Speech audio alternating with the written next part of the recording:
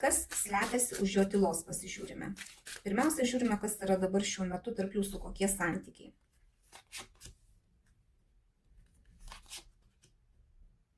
Na, žiūrėkit, yra Mėnulio arkanas, yra kažkokios tai baimės, neaiškumas, kažkas jums neaišku, intuicija kažką tai kaip ir sako, bet jūs nežinot, kas yra. Ir mylimųjų arkanas, pasirinkimas yra kažkoks tai.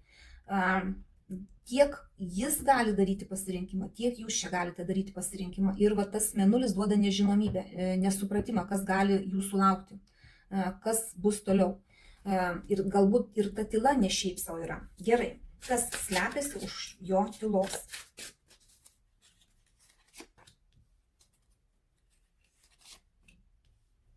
Nu, žiūrėkit, vėl pasirinkimo arkanas ir moteris kažkokia tai.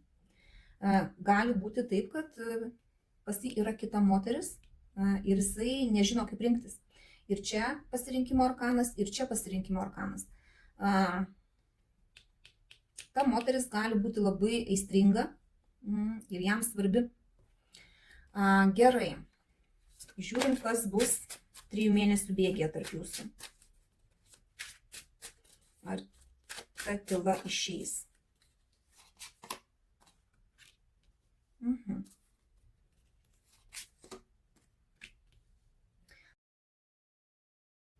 Na, žiūrėkit, 3 mėnesių bėgyje pas jūs čia kaip ir taurių 10-ukas krenta, jausmų viršūnė ir monetų karalius.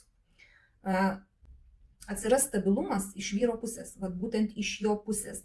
Jisai norės, kad viskas nusistovėtų, kad nebūtų jokių baimių, jokių pasirinkimų nebeliktų, galbūt jisai padarys sprendimą. Gerai, į kurią pusę čia jisai tą sprendimą padarys?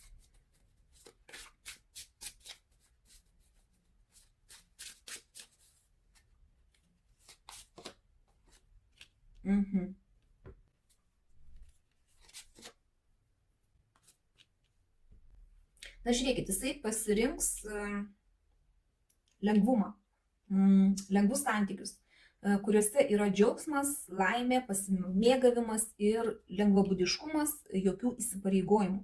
Tai nelygu, kas pas jūs yra. Jeigu jūs esate pora, jau kažkurį tai laiką nusistovėję, viskas pas jūs yra. Tai jisai gali tiesiog pasirinkti meilužę ir išeiti į tuos lengvus santykius. Tam, kad patenkinti savo aistras. Jeigu pas jūs čia pati pradžia kažkokia tai ir jūs nežinot, kas yra su juo, kas gali būti su juo, nauja kažkokia pažintis, tyli, ten tarkim kažkaip susipažinot, kažkiek tai laiko pabendravot, paskui kažkokia tai tyla, tai jisai priims sprendimą į lengvabūdiškus santykius. Jeigu jūs galite jam duoti lengvumą, nieko iš jo nereikalaujant, o tik tai priimant aistras, priimant seksualumą, priimant kažkokį tai draivą santykiuose, tada jisai bus su jumis.